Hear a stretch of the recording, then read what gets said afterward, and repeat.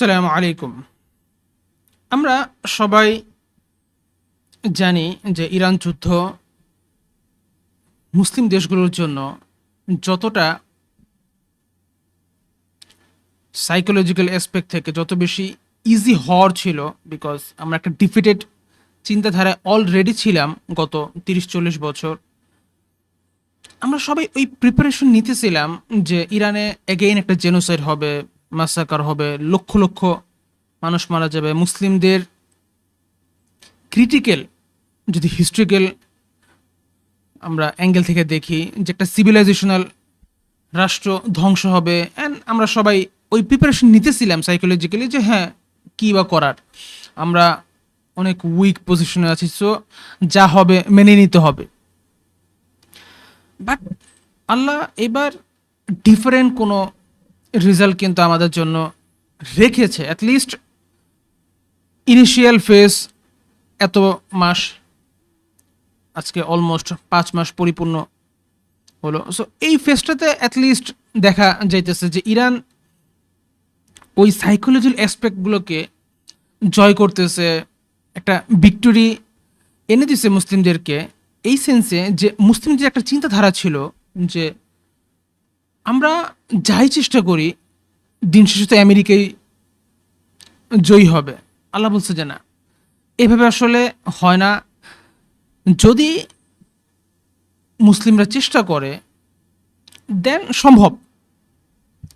নাও আজকে আমরা যেসব বিষয় নিয়ে ডিসকাশন করার চেষ্টা করব, এটা হলো যে ইরানকে সুপার পাওয়ার অনেকে বলতেছে, আবার অনেকে বলতেছে যে আমেরিকা মিডিয়া ক্যাম্পেইনগুলোতে ইরানকে বিজয়ী এজন্য করতেছে বা তারা দেখাইতেছে এজন্য যে যাতে করে আমেরিকান সোসাইটি বা আমেরিকান একটা লার্জ পোর্শন ইরানকে দেখে বলে যে না, এগুলো হওয়ার ছিল না।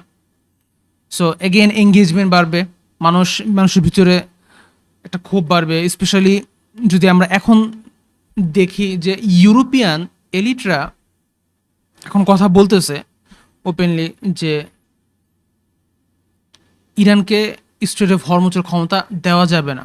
রাশিয়া অ্যাকসেপ্ট করছে ওই সেন্সে যে রাশিয়ার সত্যিকার অর্থে স্ট্রেট অফ হরমুজে বিন্দুমাত্র পরিমাণে কোনো ইন্টারেস্ট নেই, বিকজ রাশিয়ানদের কোনো কিছু প্রয়োজনও নেই আরবের। হ্যাঁ, এটা হইতে পারে যে যদি আমেরিকার পার্সপেক্টিভ থেকে আমরা দেখার চেষ্টা করি, এখানে রাশিয়ার ফায়দা বেশি, যাতে স্ট্রেট অফ হরমুজ বন্ধ থাকলে রাশিয়ার মার্কেটটা আসলে ওপেন হয়, ওই একটা সেন্স আছে। বাট চাইনিজদের একটা কন্ট্রোল আছে। বাট চাইনিজরা খুবই ইন্টারেস্টিং ওয়েতে অপারেট করে। তারা অবজার্ভ করে বা তারা দেখার চেষ্টা করে যে কোন পার্টনার থাকলে আমাদের লং টার্মে লাভবান আমরা বেশি হব। একটা বিজনেস লেন্স থেকে দেখার চেষ্টা করে। চাইনিজদের সাথে ইরানের আইডিওলজিক্যাল কোনো সিমিলারিটিস নেই, দূর দূরান্তেও নাই। বরং যদি লং টার্মে ইরান পাওয়ারফুল হয়, এটা চাইনিজদের এগেনস্টে যাবে রাদার দেন পক্ষে যাবে। অনেক কারণে ওগুলোতে আমরা ডিসকাশন অন্য কোনো দিন করবো। সো আমরা আজকে দুইটা বিষয় দেখার চেষ্টা করব। একটা হবে যে অনেক মুসলিম দেশগুলো সেলিব্রেশন করতেছে, যা করা উচিত, কতটা করা উচিত, কিভাবে আসলে এই বিষয়গুলোকে আসলে নিয়ে চলা উচিত, এগুলোতে আমরা হালকা ডিসকাশন করার চেষ্টা করব। বিভিন্ন এক্সপার্টদের কথাই আমি বেশিরভাগ বলার চেষ্টা করব যে কে কি চিন্তা করতেছে। আরেকটা সাইড হইল যে এখনো অনেক মানুষ এই ধরনের কথা বলে যে ইরানকে তো জাস্ট শো অফের জন্য একটা ভিক্টোরি দিছে, বাট লং টার্ম ইরান ধ্বংস হবে। এই দুনো চিন্তাতেই কিছু ইস্যু আছে, কিছু সত্যতা আছে। আমরা এগুলোকে আসলে দেখার চেষ্টা করব। তো আমরা প্রথমে দেখি যে মুসলিমরা যে সেলিব্রেশন করতেছে বা যারা করতেছে কেন করতেছে, কতটুকু আসলে করা সেন্সে আসে। ফার্স্ট অফ অল, যদি আমরা রিসেন্ট টাইমে ইরানিদের অ্যাঙ্গেল থেকে দেখার চেষ্টা করি যে ইরানিরা কত কিছু আসলে ফট করছে, কত কিছু তারা লড়াই করছে এই পর্যন্ত আসার জন্য।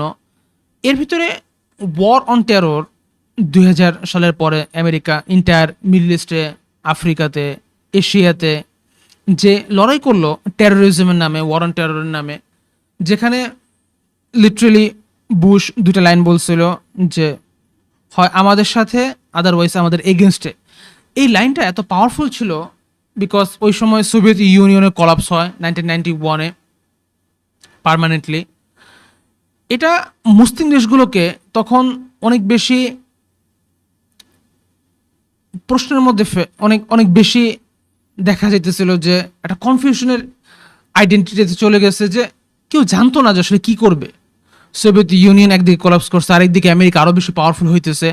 সো আমেরিকাকে কে কীভাবে ডিল করবে এটা কেউ ডিসাইড করতে পারে নাই, যার জন্য দেখা যাইতেছিল যে আমেরিকা যে শর্তে দিতেছিল খুব ইজিলি মুসলিম দেশগুলো মানতেছিল। ফর এক্সাম্পল পাকিস্তানের কথা যদি আমরা বলি, পাকিস্তান ইন্টায়ার সোভিয়েত আফগান জিহাদে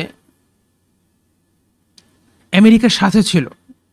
আমেরিকার হয়ে আইএসআই মুজাহিদ্দিনদেরকে ট্রেনিং দিতেছিল, আফগানিস্তানে ট্রেনিং দিতেছিল, যা বাই দ্য ওয়ে ওই সময় আমেরিকানরা অনেক বেশি সেলিব্রেশন করছে, অনেক বেশি এপ্রিসিয়েট করছে যে আপনারা সত্যিকার অর্থে ফ্রিডম ফাইটার, আপনারা আপনাদের নিজের ভূমির জন্য লড়াই করতেছেন, নিজের ধর্মের জন্য লড়াই করতেছেন, তখন সেলিব্রেশন করতেছিল। বাট যখনই আমেরিকা রিয়েলাইজ করলো যে না, যদি এই ধরনের অপারেশন কন্টিনিউ থাকে বা এই ধরনের অর্গানাইজেশন কন্টিনিউ থাকে, সুন অর লেটার আমেরিকার এগেনস্টে আসবে। অ্যান্ড এটা সত্য হইল। এখানে অনেকগুলো পয়েন্ট আছে, ডেফিনেটলি আমি সকল অ্যাঙ্গেল থেকে আসলে বলার চেষ্টা করব না, বাট এখানে অনেকগুলো অ্যাঙ্গেল থাকতে পারে যেগুলো আমরা অন্য কোনো ডিসকাশন করবো। ফর এক্সাম্পল, আমেরিকা যখন মিডল ইস্টে মুসলিমদের সাথে অ্যালাই ছিল, স্পেশালি সৌদি, আমিরাতি, পাকিস্তান, তখন সোভিয়েত ইউনিয়নের এগেনস্টে তারা খুবই ভালো লড়াই করতেছিল। বাট যখন সোভিয়েত ইউনিয়ন কলাপস করে, আমেরিকার শত্রুর প্রয়োজন ছিল, তো অটোমেটিক্যালি বিগ কয়েকটা পাওয়ার ওই সময় এক্সিস্ট করতো। একটা ছিল রাশিয়া, রাশিয়া কলাপস করছে। চায়না ছিল, ইন্ডিয়া ছিল, অ্যান্ড আরেকটা ছিল মুসলিমদের ব্লক। সো ওইখানে ইসরায়েলের প্রশ্ন তখন আসা শুরু করে 1970-সে, 80-সে, 90-সে একটা বিল্ড আপ করতেছিল জায়নিস্টরা আমেরিকাতে। ওই বিল্ড আপ 1990-সে একদম পিকে আসে, অ্যান্ড আজকের দিন পর্যন্ত ওই পিকটাকে আমরা আসলে ফলো করতেছি। তখন মুসলিমদেরকে তারা এনিমি বানায়, বুগিম্যান তৈরি করে, একজনের সাথে আরেকজনের লড়াই করার চেষ্টা করে, America war on terror operation শুরু করে। সো এই সকল কিছু আমরা দেখতেছিলাম। বাট যদি আমরা দেখার চেষ্টা করি যে আমেরিকা এই যতগুলো অ্যাক্টিভিটি করতেছিল, এটা কিন্তু শুধু আমেরিকার নিজের ইন্টারেস্টের জন্য করতেছিল না, ওইখানে জায়নিস্ট একটা লবির ইন্টারেস্ট ছিল, তারা ওটাকে ফুলফিল করতেছিল।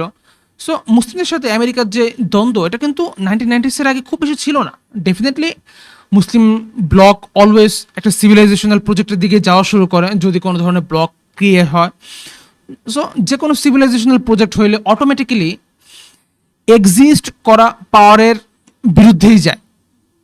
আমেরিকার যে সেকুলারিজম, লিবারালিজম, যে বিশ্ব ব্যবস্থা, এর এগেনস্টেই যাবে যে কোনো ধরনের ব্লক ক্রিয়েট হোক। এজন্য ওআইসি, যেগুলো কিংডম ডিক্টেটররা তৈরি করছিল নিজেদের স্বার্থের জন্য, আমেরিকা ওই অর্গানাইজেশনকেও নিজের ইন্টারেস্টের এগেনস্টে মনে করতেছিল। যদিও ওআইসির দূর দূরান্তে কোনো ইন্টারেস্ট ছিল না যে আমেরিকান এম্পায়ারের এগেনস্টে আমরা রাইজ করব, এরকম কোনো উদ্দেশ্য ছিল না তাদের। বাট আমেরিকার, আগে বললাম যে আমেরিকা প্রয়োজন ছিল এনিমি, অ্যান্ড ইসরায়েল ওই ডটটা আসলে পূরণ করে। নাও যদি আমরা দেখার চেষ্টা করি যে এগুলো ছিল ব্যাক স্টোরি। ইরান এই সব কিছুর ভিতরে কোথায় ফিট হইতেছিল? বরং টেররে যতগুলো যুদ্ধ আসলে আমেরিকা লড়াই করছে, ওইটা আমেরিকা জয়ী হয়েছে বা লং নেওয়ার চেষ্টা করছে, তারা সাস্টেন করার চেষ্টা করছে, তারা প্রচণ্ড টাকা ঢালছে, ওখানে এফোর্ট ছিল। বাট মুসলিম সাইকিতে, স্পেশালি মুসলিম লিডারদের সাইকিতে, তাদের ব্রেনে আমেরিকা এইভাবে আসলে ডিপেন্ড করছে, এবং ইন্টার একটা সোসাইটি, ইন্টার একটা মানুষের ব্রেনে আমেরিকা এইভাবে প্রবেশ করছে যে আমেরিকা আনস্টপেবল। আমেরিকার এগেনস্টে যদি কেউ যায় তাকে হত্যা করা হবে। মোয়াম্মার গাদ্দাফি যার সাথে ভালো বন্ধুত্ব ছিল 1970s-80s আমেরিকার, ইউরোপীয় ইউনিয়নের তার এগেনস্টে যাওয়াতে মোহাম্মদ গাদ্দাফিকে শহীদ করা হয়, সাদ্দামকে শহীদ করা হয়, ইজিপ্টের মুরসিকে শহীদ করা হয়, মুরসি, দেন ওই পাশে হোসনি মোবারক, তাকে শহীদ করা হয়, দেন বাশার আসাদের এগেনস্টে যাওয়া হয়, ইয়ামেন ধ্বংস করা হয়, এদিকে আলজেরিয়া থেকে শুরু করে তিউনিশিয়া, মরক্কো, সকল দিকে ডিক্টেটরদের এগেনস্টে আমেরিকা যাওয়া শুরু করে। সো এই যে একটা ফিয়ার আমেরিকা তৈরি করতে সক্ষম ছিল মুসলিম লিডারদের ভিতরে, এবং ওআইসির ফেমাস 1970s-80s যে লিডারশিপটা ছিল, এর ভিতরে ভুট্টো ছিল, জিয়াউর রহমান ছিল, দেন আরও যারা যারা ওই সময় ফেমাস ছিল, এদের কেউই কিন্তু 2010 সালের পর আর জীবিত নাই। সো এটা খুবই স্ট্রং একটা বার্তা দেয় যে যে আমেরিকার এগেনস্টে যাবে সে খুব দ্রুত শহীদ হবে। এই যে একটা কমন প্যাটার্ন মুসলিমরা তাদের ব্রেনে রেজিস্টার করছে যে আমেরিকার এগেনস্টে আমরা লড়াই করতে পারবো না। অ্যান্ড ইসলামিক স্কলাররা যারা by the way throughout হিস্ট্রিতে, যদি আপনি হিস্ট্রি পড়ে দেখেন, যে কোনো সময় মুসলিম পপুলেশনের ভিতরে সবচেয়ে বেশি রেবেলিয়াস মনোভাব ছিল ইসলামিক স্কলারদের, যা এখনও অনেক ক্ষেত্রে সত্য, বাট সবসময় একটা লার্জ পোর্শন এই চিন্তার দিকে থাকতো, বেশি পজিটিভ বা ঝুঁকে থাকতো যে আমরা লড়াই করব, আমাদের লড়াই করতেই হবে, বিকজ আমরা ইসলামকে কম্প্রোমাইজ করতে পারবো না। But for the first time দেখা গেল যে মুসলিমদের স্কলাররা, লিটারেলি উলামায়ে দ্বীন যাদেরকে আমরা আসলে বলি, ইসলামিক স্কলার, ইসলামিক থিঙ্কার, তারা কম্প্রোমাইজ হইতেছিল। তারা বলতেছিল যে লড়াই করার প্রয়োজন নাই, অস্ত্র ছেড়ে দাও, আমেরিকার সাথে বন্ধুত্ব করো, আমেরিকা যে শর্তেই দিক শর্ত মেনে নাও, কোনো ডিগনিটি নাই, কোনো অনার নাই। আই মিন যেন সোলকে হত্যা করার মতন একটা ব্যবস্থা আসলে তৈরি হইতেছিল, যেখানে দেখে অনেক বেশি কষ্ট লাগতেছিল। বাট ইসলামিক স্কলাররা এইভাবে আমেরিকার এই বিশ্ব ব্যবস্থাকে অ্যাকসেপ্ট করছে অ্যাজ ইফ এর এগেনস্টে যাওয়া অনেক বড় পাপ, বিকজ তুমি প্রিপেয়ার না, তার জন্য তুমি ট্রাই করিও না। যতদিন যাবৎ আমেরিকা লুজ না হয়, আমেরিকার ওই সুপার পাওয়ার স্ট্যাটাস লুজ না হয়। সো এটা এত উইক একটা পজিশন ছিল যা এখন ক্রাম্বল করতেছে, ধ্বংস হইতেছে। ইউক্রেন রাশিয়ার মতন জায়ান্ট পাওয়ারকে যেই লেভেলে হেনস্থা করছে, হিউমিলিয়েট করছে, এখনো পর্যন্ত চলতেছে। ডেফিনেটলি এখানে ইউক্রেন এমন না যে অনেক বড় ধরনের কোনো ভিক্টোরি পাবে না, এরকম কোনো কিছু হইতে যাইতেছে না। বাট ইউক্রেন যেই চিন্তাটাকে ব্রেক করছে যে রাশিয়া যতই বড় পাওয়ার হোক, ইউক্রেন ছোট না, ইউক্রেন হারবে না, ইউক্রেন লড়াই করবে। এই সেম মনোভাবটা মুসলিমদের থ্রু আউট হিস্টোরিতে সবসময় ছিল। ভারতবর্ষে মুসলিমরা সবচেয়ে বেশি রেবেলিয়াস মনোভাব রাখত। ওই মনোভাবটাই আমাদের মিসিং হয়ে গেছিল ইরান যুদ্ধের আগ পর্যন্ত। আমরা অনেকটাই সাইকোলজিক্যালি ডিফিটেড একটা মনোভাব ইস্টাবলিশ করছি যে না, আমরা পারবই না, আমরা লড়াই করলেই হারবো, সো আমরা ট্রাই না করি। সো অ্যাটলিস্ট এই চিন্তাটাকে অনেকটাই ব্রেক করতে সক্ষম হয়েছে ইরান, যা মুসলিমদের জন্য অনেক বেশি প্রয়োজন ছিল। সো যা বলতেছিলাম যে মুসলিমরা সেলিব্রেশন করতেছে, যারা সেলিব্রেশন করতেছে তাদের একটা বিগ পপুলেশন ওই অংশ থেকে আসে যারা মিস করছে বা আমেরিকার বিশ্ব ব্যবস্থার এগেনস্ট একটা রিয়াকশন আসতেছিল যে আর না, আর কত, এখন কারো কারো লড়াই করতে হবে। এই লড়াইয়ের যাত্রা ইরান শুরু করছে, যেটা ভালো, যেটা লড়াই কোনো কোনো সময় করতেই হইতো, বিকজ যদি ইউক্রেন স্যাক্রিফাইস করে তার ইনটায়ার পপুলেশনকে, অলমোস্ট 1 কোটি পপুলেশন, তারা এখন মিসিং বা ফ্রন্টে আছে বা তারা যুদ্ধে ক্ষতবিক্ষত হয়ে আছে, যদি তারা লড়াই করতে পারে, মুসলিমরা 2.5 বিলিয়ন পপুলেশন, স্টিল আমরা যে কোনো পাওয়ার আমাদেরকে মারতে আসলে আমরা লিটারালি সর্বপ্রথম যে কথাটা বলি যে ডিফিট হয়ে যাও, হার মেনে নাও। সো এটা কোনো প্র্যাগমেটিক চিন্তাধারারও এটা কোনো রিয়েলিস্টিক কোনো সলিউশন না যে যে কেউ মারতে আসুক সর্বপ্রথম কি করবে, হার মেনে নেবে। I mean why? লড়াই ইসরায়েল চায় লড়াই করতে, আমেরিকা চায় লড়াই করতে। আমেরিকা এটাও চায় যে শুধু ডিফিট মেনে নিয়ে সকল কিছু কন্টিনিউ হবে, এটাও আমেরিকা চায় না। আমেরিকা লিটারেলি চায় যে আমেরিকার সকল ধরনের টার্ম তো মানা হবেই। আমেরিকা যখন ইচ্ছা হবে এটা ব্রেক করবে, যতক্ষণ পর্যন্ত ওই ইনটায়ার রাষ্ট্রকে আসলে কলাপস বা ধ্বংস করা না হইতেছে।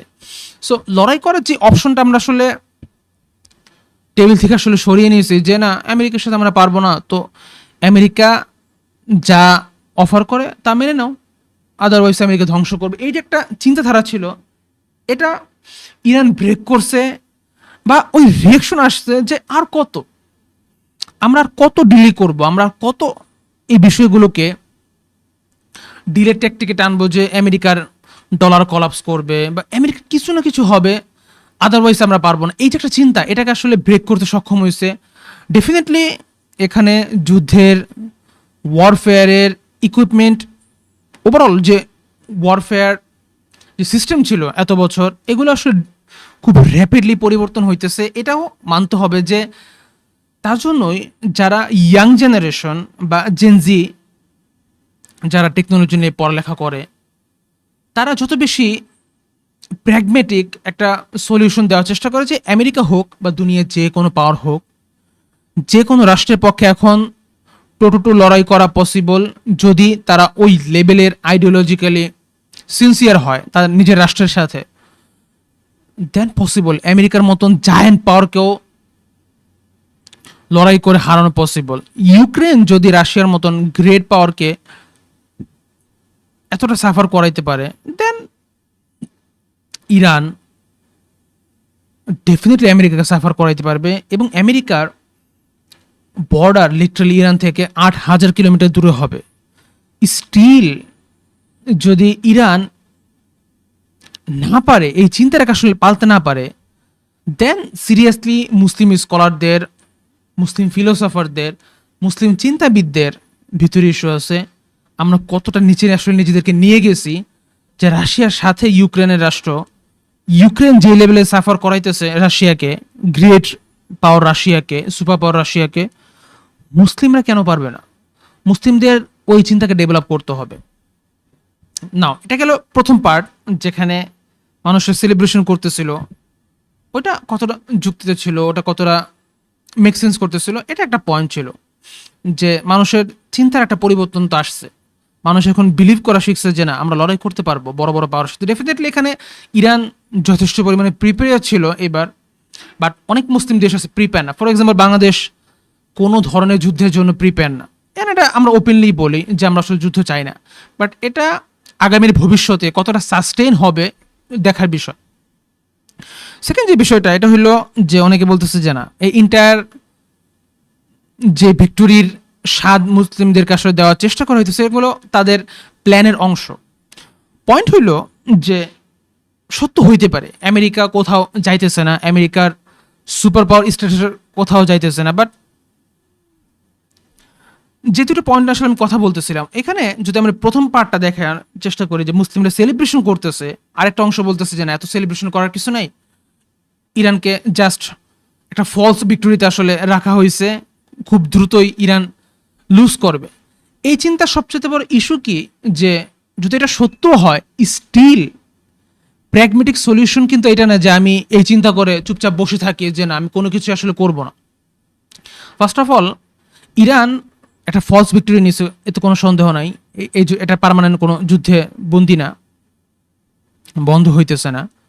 বাট ফলস ভিক্টোরি থাকলেও এখানে ইরান যেই অ্যামাউন্টে একটা পপুলেশনকে তারা মোবিলাইজ করতে সক্ষম হয়েছে বা দেখাইতে সক্ষম হয়েছে যে যদি আমি চেষ্টা করি, আমি চেষ্টা করি, আমেরিকার মতন গ্রেট পাওয়ারকেও সাফার করানো সম্ভব। তাদের কস্ট, যুদ্ধের কস্ট যদি আমরা এতটাই রাইজ করতে পারি, দেন আমেরিকাও যুদ্ধ থেকে পেছনে সরবে। এই যে একটা বিগ পপুলেশনকে আমরা রিয়েলাইজ করাতে পারছি, এটাই সবচেয়ে বড় সাকসেস। এটাকে ওভার হাইপ করারও কোনো বই নাই, যেটা Iran, by the way, Iran এতটা ওভার হাইপ করে নাই। ইরানের ডেফিনেটলি কিছু টুইটার পেজ ওভার হাইপ করছে, বাট ওভারঅল যদি ডিপ্লোম্যাটিক ফিল্ডে আমরা দেখার চেষ্টা করি, ইরান এখনও অতিরিক্ত মাত্রায় বা ওভার হাইপ কোনো ভিক্টোরি তারা সেলিব্রেশন করে না। তারা খুবই কিন্তু কাম, খুবই চুপচাপ, খুবই ক্যালকুলেটেড ডিসিশন মেক করতেছে এখনও। ফর এক্সাম্পল, আয়াতুল্লাহ খামেনির যেই ফিউনারেল হলো, এখানে মুস্তফা খামেনি এখনও কিন্তু তার চেহারা দেখায়নি। কেন দেখায়নি? বিকজ সে জানে এটা একটা ট্র্যাপ। যদি মুস্তফা খামেনি সামনে আসে, মোস্ট প্রবাবলি হিট করা হবে তাকে। অ্যান্ড ইসরায়েল যদি হিট করে, এর এগেনস্টে কোনো মুসলিম দেশ আসবে না।